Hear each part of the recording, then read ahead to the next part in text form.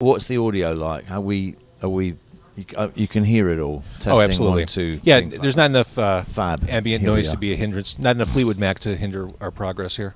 Oh, the Mac. The Mac. It is Carne, sponsored by the Autobarn Mazda of Evanston. The brand new, all-new 2019 Mazda 3 sedan and hatchback have arrived, and they're now in stock. Autobarn Mazda of Evanston, 1015 Chicago Avenue, named Dealer of the Year by DealerRater.com for 2019.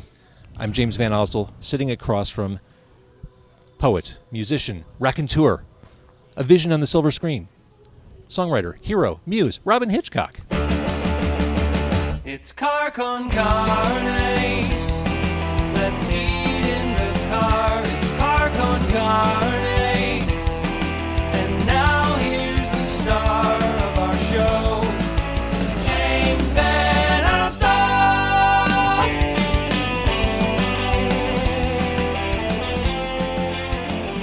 Hey, James, how are you? I'm wonderful. Well, I saw your show last night. We're recording this first week of April. I saw you at Space. One thing I love that you do, you've got 4+ decades of music to choose from. You don't play the same set list every night.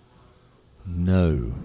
I think that's a courtesy to the fans, and probably a courtesy to It's yourself, a courtesy to me. I mean, once you have the same set list, which I suppose you do if you're Fleetwood Mac, or, for instance, if you're Bruce Springsteen on Broadway, it's essentially like a play. It's set. There's nothing you can do. You can maybe change the introduction slightly, or you can play a few different mistakes on the guitar or whatever, but it's set.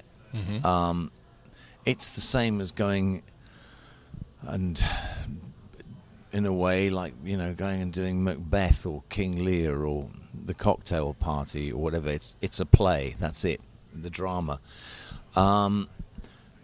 And I really don't like that kind of thing. Like, I don't like memorizing introductions and doing them twice. Like, if you write a book or you paint a picture, you write that book once, and that's it. There it is, Brighton Rock, whatever. There might be a new edition of it or something. You might, some other distinguished person might write a foreword. If you paint a picture, that's it. You'll die, and then in 300 years' time, if you're lucky and the painting's still around, some people will retouch it and say, oh, look, there's a barge that didn't used to be here, let's bring it back. Like someone editing in a section of Sweet Jane that was taken out, But those things kind of happen once. You paint a picture, that's it. You write a book or a play, that's it. But songs, either this is a privilege or not, the songs are with you for life. So I'm still singing songs that I wrote 40 years ago in some cases. And that's a plus in a way, because it means I've bottled little bits of time. I've bottled bits of my life, like a firefly in a jar that doesn't suffocate, or like a GIF, if you want to look at things in Instagram terms. A little recurring motif that goes round and round, little trapped souls, trapped moments. But time still's moving on, and one of the big functions of time is as a liberator as much as a destroyer. Time frees you up to make things slightly different each time. So if I'm doing the show and I'm exhuming nightly these little nuggets of existence, these fireflies from my past, the least I can do is put them in a different order or select a different one. I know I've played this area. I played in Chicago in January, and I played outside Chicago in January, and I played in Chicago in November. So I've played here a lot. So I figure if I'm last night, I'm not going to go in and do the most obvious selection of Robyn Hitchcock songs, because they've probably all heard them in the last 6 months. That was I would think last night's was a fairly deeply saturated listening crowd. I don't think there were that many casual listeners. They would know the arcane stuff, and they'd also be up for something new. So that's a very, very long answer to what was a short question. One of the things, you're talking about history and time in Chicago, you dredged up memories of lounge acts and Metro. Yeah. So it seems like there's a connectedness between you and this city. Oh, yeah, enormously. A warmness.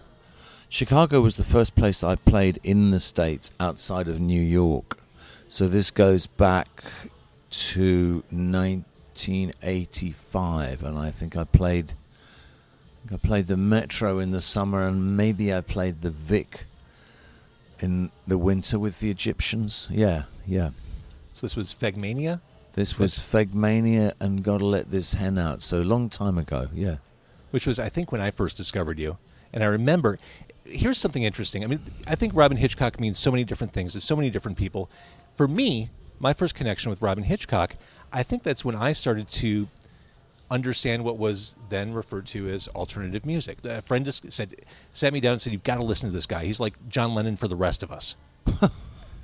I'd like to hear the Paul McCartney for the rest of us. Should have met up with him. I mean, it's definitely a passé term. It's an obsolete term, but it was always a rather amorphous genre. I mean, could you sit on the porch and play some alternative? You can play some blues, you can play some country, you can play some bluegrass. Aficionados of all these will if they're the talking kind, could go deep into a dissection of what is blues and what is not blues. But to the outside ears, you can pretty much say it's a 12-bar, it's a blues, or this sounds twangy to me, it's country, or wow, here come the banjos, it's bluegrass. This is a Haydn string quartet. I think this is probably a string quartet. Oh no, it's not.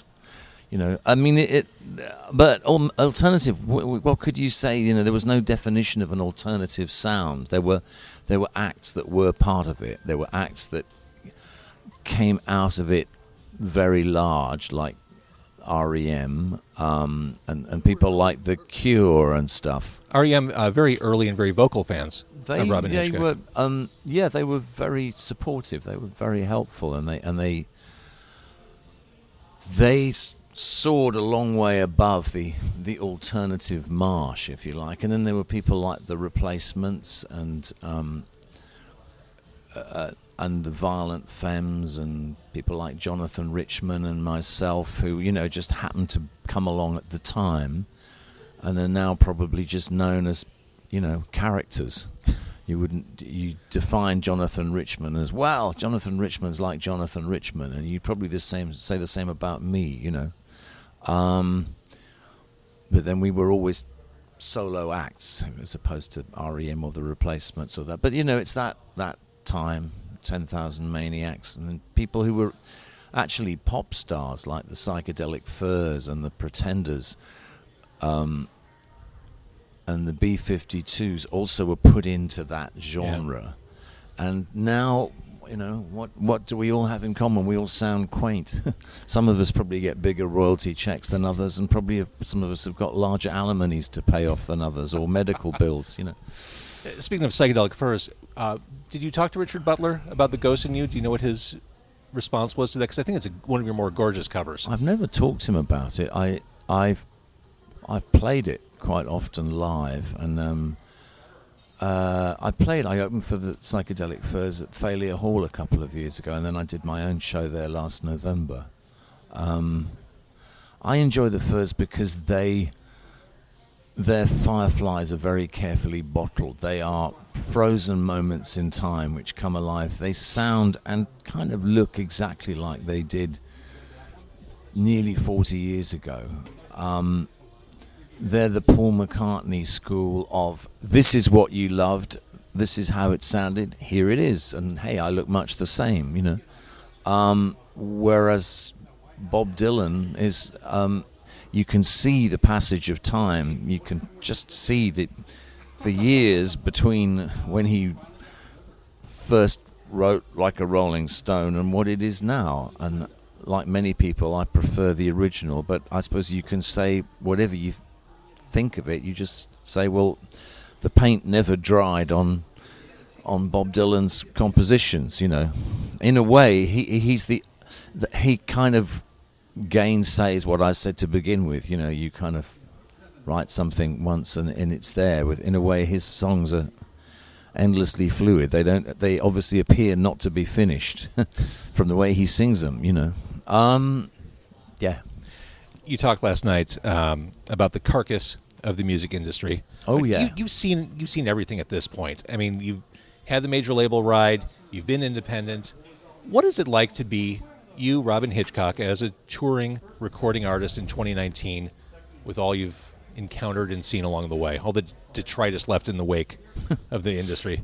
Well, I think it's much the same, really. I mean, I was independent. That's to say, I couldn't get signed for about 10 years before I got signed by A&M in America, who actually saw me as a potentially profitable investment. And in those days, record labels would sign you and put out, 3 or 4 records before thinking, well, maybe you aren't profitable. Then I was on Warner's, who had me for like 2.5 records, and realized I wasn't. So I was done with major labels by 2000. But my whole gestation period, arguably the songs, the era, the stuff I'm best known or loved for, the Soft Boys and Often Dream of Trains, Fegmania, Element, the records people really feel extremely nostalgic about because it takes them all back somewhere. I mean, you must have been 16 when you first heard me or something. I was, I think, 17, yeah. And then I went back to Black Snake Diamond Roll and then Soft Boys, like I played catch-up, and then... Right. I mean, I remember meeting some kids at a bus stop when I first played here, or second played here in 1985, and they came up and said, "Oh, we saw you last night, you're Robyn Hitchcock." And I was only 32, but, it's our man Brian. That's Brian Ferry. Oh, I couldn't hear it through my headphones. I've got plenty of Roxy Music questions for you. But that's a good omen.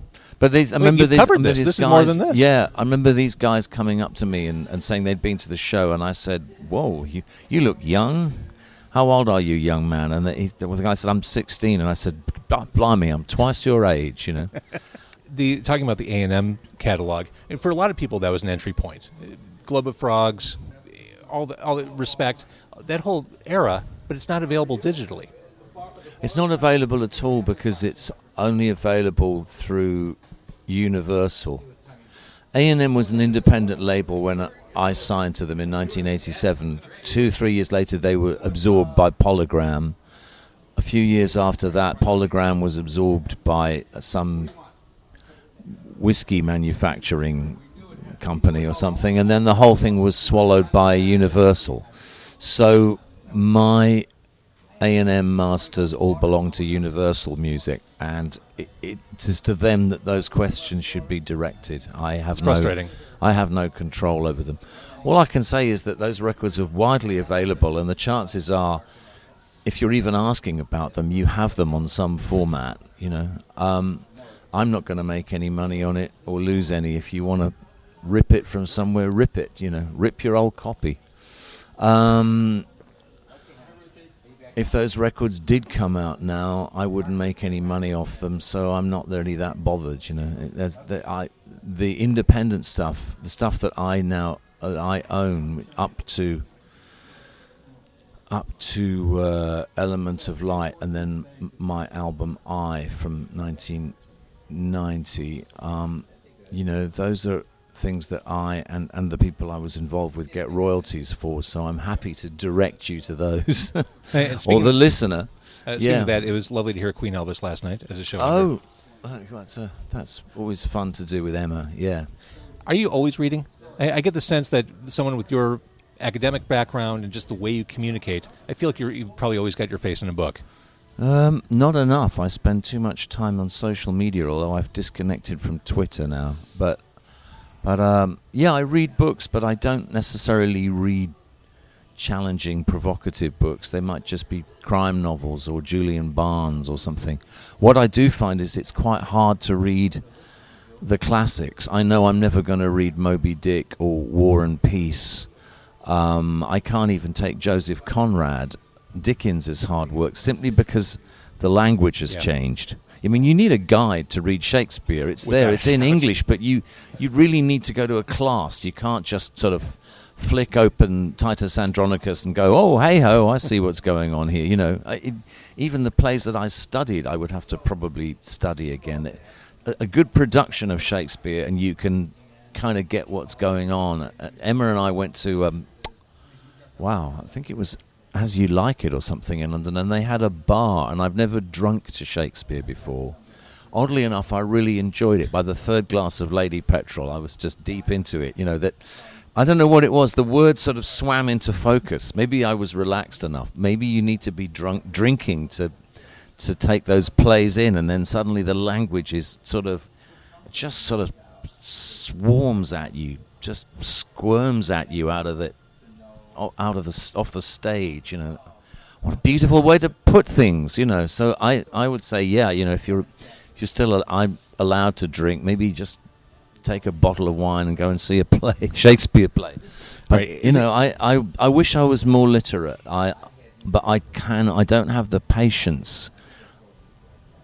I'm a very 20th century person. I can't, like my favourite poet's T.S. Eliot, I can't understand Keats or Shelley or Byron. I just don't have the patience for it, or the metaphysicals. But once you get to Eliot, who used a modern jargon, I can follow him perfectly. And he, like Dylan, is a magpie, a jackdaw. He takes all these little quotes from places and then builds his own equally beautiful world. But you find everything comes from somewhere. I wish my stuff was learned enough that I could do like Notes on the Wasteland, like Dylan did. If I had a record, I could have, hey, this is derived from hearing that. This is a piece of, this is adapted from a line in a song. This is taken from a poem. And we're at the halfway point. My conversation with Robyn Hitchcock at the Virgin Hotel in downtown Chicago. This is Carne, presented by the Autobarn Mazda of Evanston, 1015 Chicago Avenue, right over there between Maine and Dempster. Can I run through some of your songs that have made connections with me and get some quick thoughts on them? Far away. Let's start with Madonna of the Wasps. Oh, yeah. You played a very delicate acoustic version of Last Night. I have always thought this song, the studio version, is the perfect pop song. It's not a typical pop song, but I love the way it goes storming in, and you kind of rein it in with your voice. Like the second the music crescendos, you kind of put your arms around it, and it really has an interesting way of collecting momentum, moving forward. It's just a really well-constructed song. Thank you. It was, the recorded version fades in because there was a whole early section which we ditched, and I don't play any of it live now, but we used to do a little bit of it live. And the end of the first section wound up with, "Is this love?" And then you've got the second section, which is what people know as the song now. And then there's the instrumental, which I think just repeats and fades out. It might even be an edit. So I know that recording fades in and out. I like whatever it was that Andy Metcalf did as a sort of keyboard overdub. I kind of felt it cluttered it up in a way, but I also liked there was some quite subtle little notation thing he did in the background. He was very good at that sort of thing. So it tended to thicken the music a bit, which I'm not sure was a good idea, but the actual notes I thought were great. But yeah. Long gone, that version. I probably played at half that speed now. Mm-hmm. Let's talk about a more modern song. I think this is one of the modern Hitchcock era. I think this is one of your masterpieces, Goodnight Oslo. I think it's a beautiful, slow burner, kind of epic. Thank you. Goodnight Oslo. Yeah, not many people have picked up on that. It was based on a... Have you been to Scandinavia? I've not. Because it's nearer the poles, it's further north, so they have very long twilights. And in midsummer, you can, down the south, it doesn't get completely dark, but you have a kind of arc of about, 4 hours when it's getting dark, and then it's sort of dusky, and then it sort of gets light again, but it's all quite slow. The closer you are to the equator, the quicker the snap between light and dark is, But there you can sometimes have these sort of, feels like a 6 or 7 hour twilight, And there were a couple of all-night parties that I was at. It's a delicate way of describing them, polite way of. And the kind of insomnia that followed that, and the psychosis centered around the Vigeland, the Frogner Park in the middle of Oslo, which is a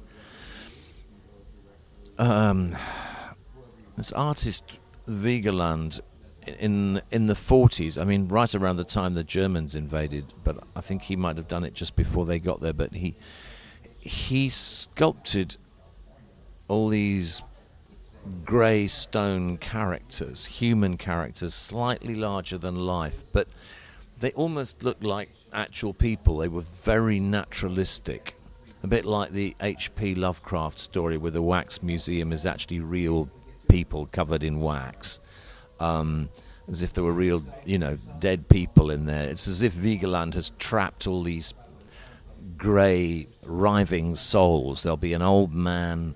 There's a famous one of a young kid, sort of like a 1-year-old, just kind of howling, wah, like that. There's couples draped around each other quite erotically. The statue, they're kind of erotic without pushing it, but there's something very sensual about these bodies. And right in the middle of this park, the park has these grey characters, trapped grey souls dotted around it in the Scandinavian twilight.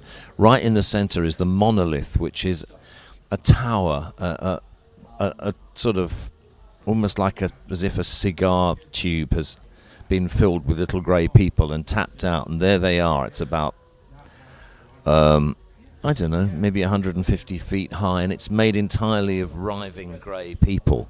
And I first saw this at the end of one of these all-night parties, and I was in an extremely dislocated state. And many years later, I wrote Goodnight Oslo, and one of the characters in it, Harald Skrindo, was still alive, and he heard the song, and he just vanished. Boy, yeah, that's a mood piece. So I'm glad you like it. I love it. Obviously, caught the feeling of what I was writing about, And Tromsø, right up the top, is in the middle of summer. There's no darkness at all. So if you're in Tromsø, it's there's 2 months of no dark, having your eyelids sewn open. And then in midwinter, there's 2 months of no light. It would completely do my head in. I couldn't stand it. I like South Norway with I'm a twilight soul. I like that. So right down the bottom, Kristiansand is much more gentle. But even the north of Britain, I mean, I was in Edinburgh at midnight a couple of years ago, and I realised it wasn't dark, Scotland is only a couple of 100 miles off the Norwegian coast. So, and Scotland, I dare say, always feel like if Brexit fully went through, Scotland might leave Britain and sort of, join the Scandinavian, the old Hanseatic League or something. For a man who's known for his surrealistic take on stuff, Glass Hotel seems like the most straightforward. It's a storefront Hitchcock favorite. It's a good version on that film Jonathan Demme did. Glass Hotel, I think it's pretty visual. I mean, I think my songs are visual more than necessarily surrealistic. But surrealism is a term applied to paintings, so yeah. The Glass Hotel, it's just a hotel made of glass. I think there's a hotel made of ice somewhere in Sweden. And the events occur inside the Glass Hotel, and the flower coming out of the phone, and the radio in the corridor, and the person standing next to somebody who isn't there. They're all things you can see in the Glass Hotel.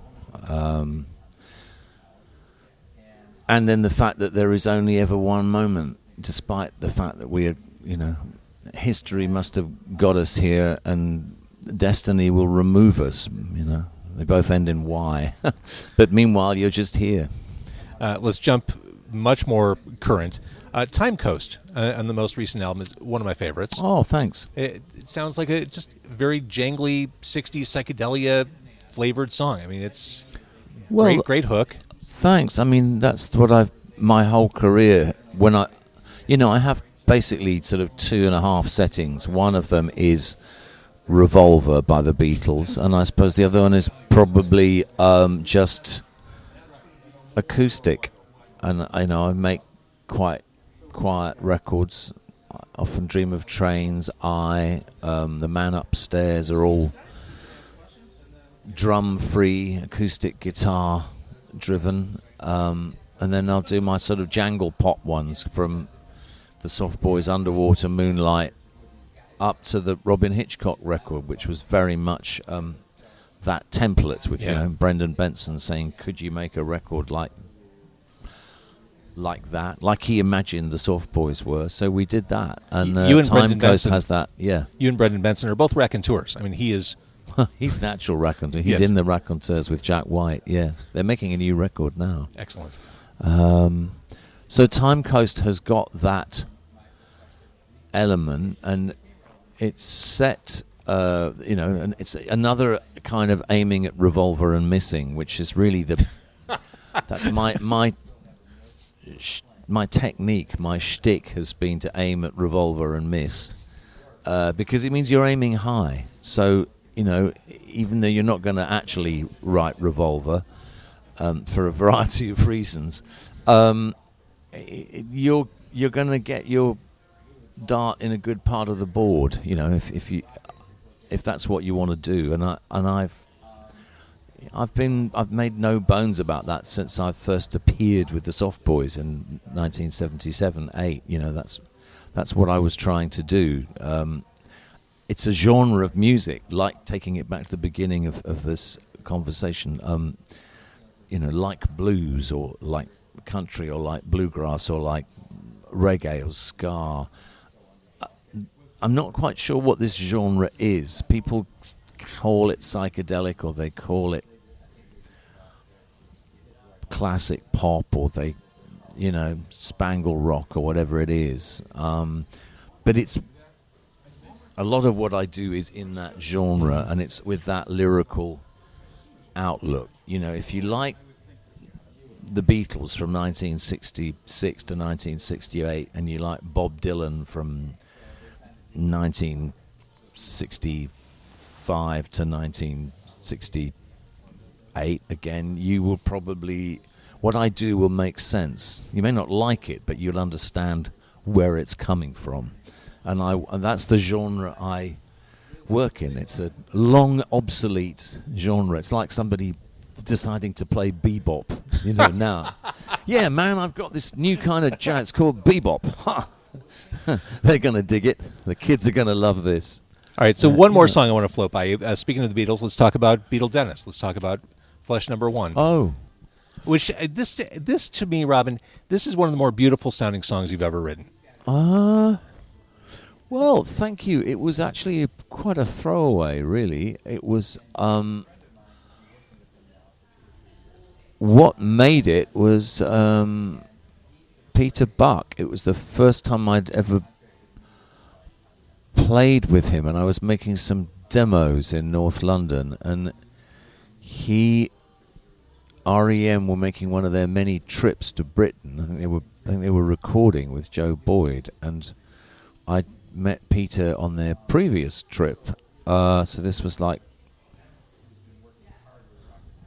March 1985. Yes, sir. March 1985, just before I got to Chicago, for my first glimpse of the Metro. When was the Union Carbide building put up? Oh my God, I couldn't even tell you. Looks kind of 80s to me. I can't. Could be. Well, I don't know if it was there or not. Maybe they were building it. But so Peter Buck came around to my friend Chris's house, and he had about half an hour. I think he'd been up all night. He was quite perky. And I played 2 songs he'd never heard before. And as is his wont, he sat there with I think he borrowed a 12-string of mine, and we played a song called Bird's Head, which I think came out eventually in one of those retrospective ones, and we did a demo for Beetle Dennis, and he just did this brilliant thing that he does sometimes, where he will find a pattern to play over the song. He's good because he's not a noodler, he's not a licks man. Peter listens to stuff and he'll either kind of replicate what you're doing and reinforce it, or he'll come up with a little hook line. I mean, probably one of the most famous ones with REM would be Shiny Happy People. Mm-hmm. Or South Central Rain. I mean, it's so distinct. Yeah, I guess so. Yeah, probably. I know Shiny Happy People is I know that's Mike Mills's chords, and then Peter put that over the top, the hook, and he would have done that little mandolin hook and the huge hit, Losing My Religion. And Beetle Dennis, he just came in and went ba da da da da ba da da da da ba da da da da da da da da, and I'm basically just playing the more than this chords, Going back to Roxy Music. More than this. And I'm singing, different lyric, different melody, different vibe, and then the song goes off, the chords meander. But what Peter did was he really made that. I should probably have given him a co-composition or something on that, but he